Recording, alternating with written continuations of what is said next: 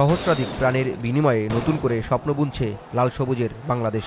ভারতীয় আধিপত্যবাদ ও স্বৈরশাসকের কবল থেকে মুক্তির মিছিলে যারা পা মিলিয়েছিল, সেই বিপ্লবীরা আবারও রাজপথে জুলাই বিপ্লবের ঘোষণাপত্র নিয়ে।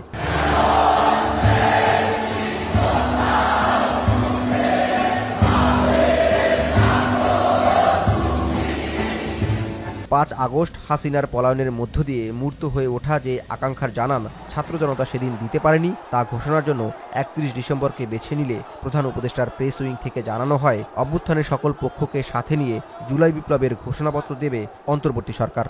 সর্বসম্মতিক্রমে এই ঘোষণাপত্র প্রস্তুত করা হবে এবং জাতির সামনে উপস্থাপন করা হবে।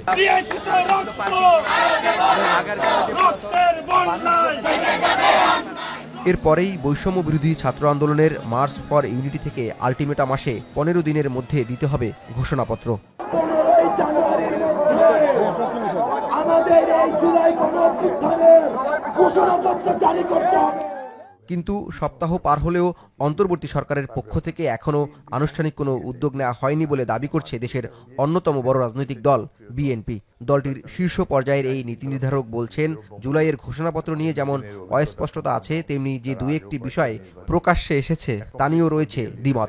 সংবিধান রাখা না রাখা বা তার সংশোধনী বিষয়ে তারা এ ব্যাপারে কার্যকর ভূমিকা নেবে, এটি ছাত্রদের কোনো ছাত্রদের দ্বারা কার্যকর হবে এমন কোনো বিষয় এটি নয়। যোগাযোগ বলতে যেমন বোঝা যায় মতামত চাওয়া বা সিরিয়াসলি বৈঠক করা, এমন কিছু ঘটেনি।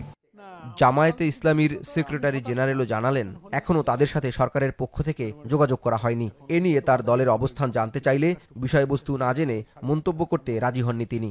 অফিসিয়ালি সরকার অথবা ছাত্রদের পক্ষ থেকে ফর্মালি আমাদের সাথে মত বিনিময়, এটা নিয়ে আলাপ আলোচনা, ডিসকাশনটা আলটিমেটলি কিন্তু হয় নাই।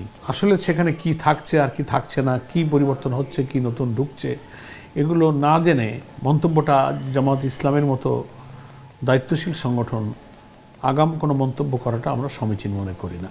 রাজনৈতিক বিশ্লেষকরা বলছেন, মুক্তিযুদ্ধের আকাঙ্ক্ষা বাস্তবায়ন হয়নি বলেই এই ঘোষণাপত্রের প্রয়োজনীয়তা দেখা দিয়েছে। কিন্তু রাজনৈতিক প্রেক্ষাপট বিবেচনায় সকল পক্ষকে সুচিন্তিতভাবে এগুনোর পরামর্শ তাদের।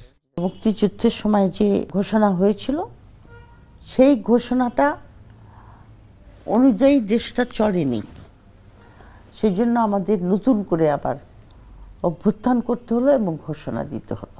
এই জন্য এটা জরুরি। তাতে জাস্টিফিকেশন লাগবে না, একটা রেশনাল যেটাকে বলি আমরা। ছাত্র নেতারা রক্ত দিয়েছে যখন, তখন তারা নিশ্চয়ই খুবই দায়িত্বশীল হবে। আবার রাজনৈতিক নেতারা যতই ক্ষমতার কাছাকাছি অবস্থান করতে চায়, তো তারাও একটি যৌক্তিক অবস্থানে পৌঁছবে। অন্তর্বর্তী সরকার যত দ্রুত রাজনৈতিক দল ও ছাত্রদের সঙ্গে সমন্বয় করে ঘোষণাপত্র জাতির সামনে আনতে পারবে, ততই জাতীয় ঐক্যের পথ মসৃণ হবে বলে মনে করেন বিশ্লেষকরা।